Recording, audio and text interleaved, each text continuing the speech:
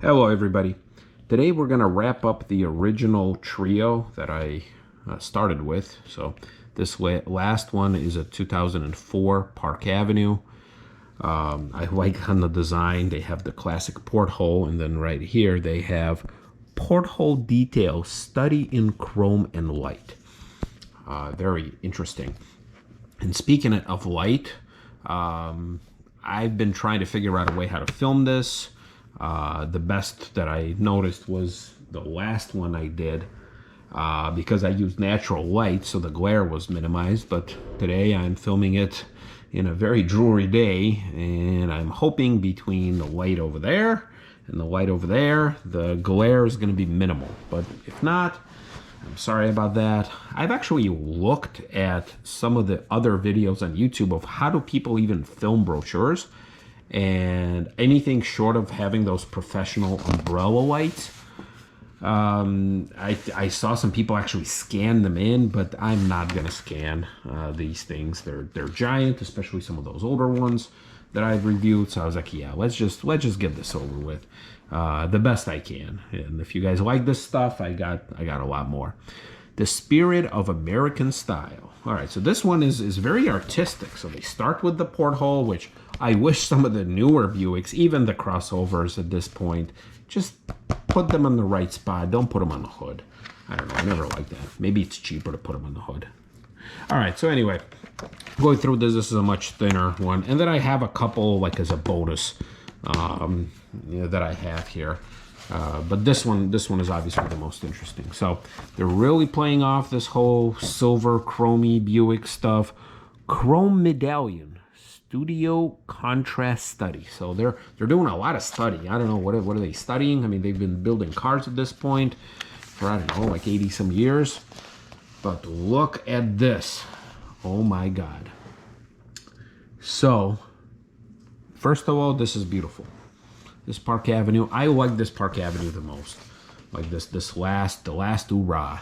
Got the portholes there, got the nice wheels. Just really beautiful cars. Like even their last stuff, you know, it's a stately, nice, large sedan, and this is the Ultra model. So how could you not love this? All right, once again, the art of the ellipse. All right. They have a lot of a born leader, so that's okay. We're not going to read that. All right, here we go. Check this out. A Buick Ultra underneath a bridge. Very nice.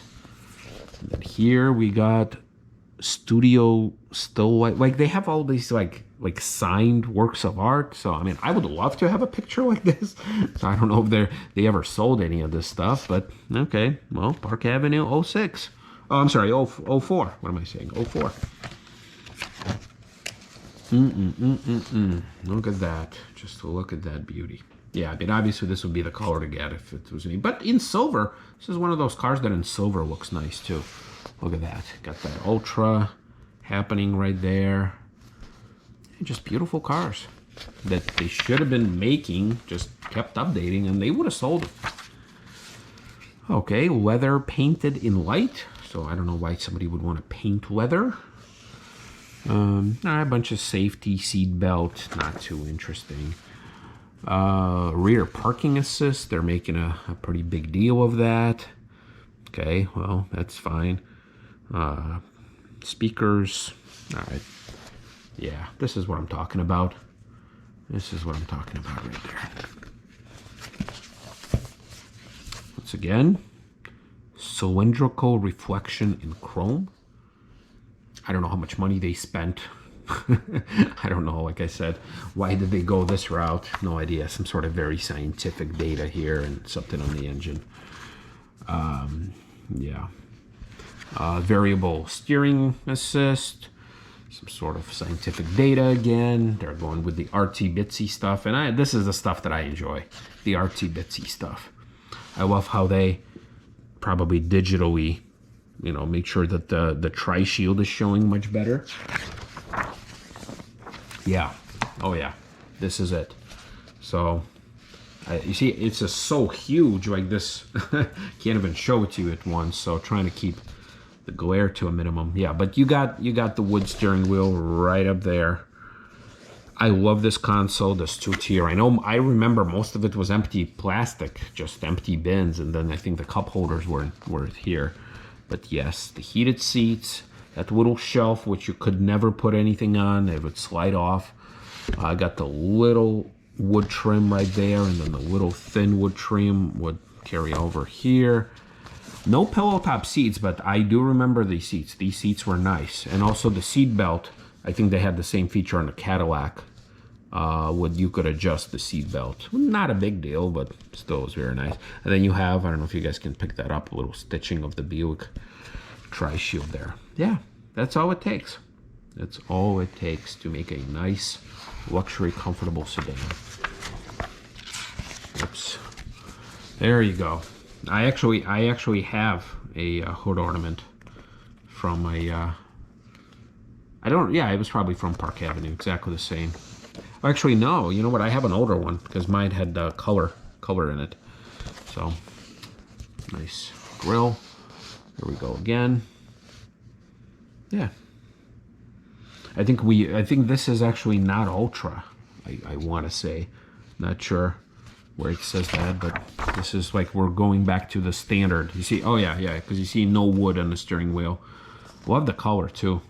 The Lacrosse had something, the one that I had, the 2010 had some similar color. Yeah. And I think these, when you press the volume button, the actual thing would move on the dial itself. I think there's some videos of that. Yep, memory seat, OnStar. I wonder, do people still have OnStar? Do they still subscribe to their OnStar? Yeah. And the heads-up display. I had a heads-up display on a Lacrosse, and GM has a lot of these things all over the place, in a lot of different cars. No, I enjoyed it. I don't know about the safety aspect of it, but the coolness factor for sure. Here they refer to it as the IQ heads-up display. Lets you get information you need without taking your eyes off the road. And then these, I never understood what is this? Like, what do these things do? Are they supposed to be more for the driver as an extra reminder, or are they supposed to be for everybody else? I don't know. Oops, skipped a page. There you go. Here's that full 2004 lineup. Got the Park Avenue leading the way with the portholes. Got the, what is it, the Century, I think, the LeSabre, the Ugly Duckling, Rendezvous? Yeah, okay, Rendezvous, it's actually right there. The Rainier and Regal. I like how they put like their older cars like further away, and like they're trying to focus like buy this. You know, like put the best sellers in the center, and then put the outliers there. Oh, do you guys remember when Tiger Woods was like, you know, the official spokesperson? I do. Yeah, okay. Nice quarter panel. All the different color options. Nice. The three-wheel design, which is weird that you had the color option here, the 16-inch chrome-plated aluminum wheel, and then not chromed is like without the color, but then like their top-of-the-line 17-inch chrome-plated aluminum wheel doesn't have the color. So how do they treat the color versus non-color? No idea. And then here you have a bunch of different specs as far as Park Avenue, the Park Avenue Prestige package, and the Ultra. And then here they just have a lot of wood. That's a lot of wood. I love that. You know how they weren't ashamed of the wood. They have a full page devoted to the wood. Respect the wood. And then here you have this. It says Buick Goddess Hood Ornament 1933 right there. Okay, well, 1-800-4A-BUICK. Nice. All right, well, so that's that. All right, so this is like the end of the cool stuff. And then here, you know, I picked these up. This is the 19 Buick Auto Show. And then I got this one from the 2020 Auto Show. This is the last auto show that I've attended, right? It was right before. So Chicago Auto Show usually happens, I think in the beginning of February. But yeah, I attended it, and I got this 20 Buick Auto Show. Oh, not Buick, but 20 Auto Show. So this is obviously the modern stuff, and nothing rare here. But it's interesting, they don't have a year outlined here. So, and it's much smaller too. So this is the 2019 lineup. You know, I do see 1, 2, 3, 4 cars, but obviously now it's changed. So yeah, we're just gonna go through this quickly. You know, you have nothing really, like a little preamble about the brand. Got the tri-shield again. This is the pre-color. So again, I don't know. How do they decide whether or not they're going to go with the color shields? I don't know. But, you know, obviously you have the Encore, Envision, and Enclave.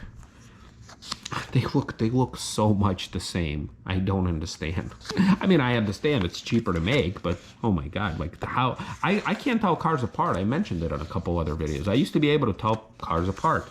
Now it's, if I don't look, I sometimes confuse them.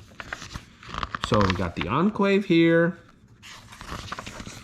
You see, they're not doing like the beautiful shots. Like look at the photography. Like, I know this is the full line brochure, and what I just showed you is the Park Avenue was designated brochure. But what is this? Like, what are we even looking at here? Okay, a little design here, but like, what are they advertising here? I don't know.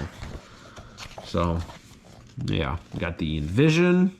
And trust me, I'm reading right up here. If I didn't read it, I wouldn't be able to quickly at least tell them apart.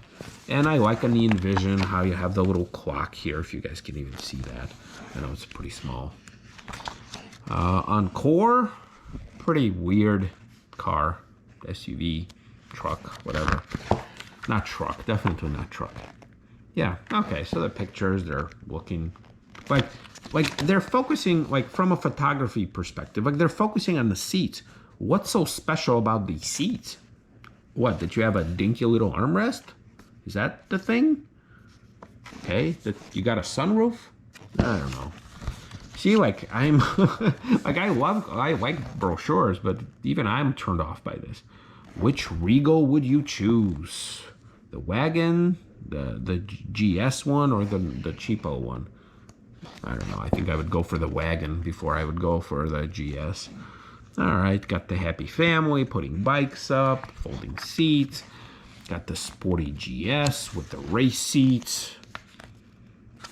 And here they got the color again.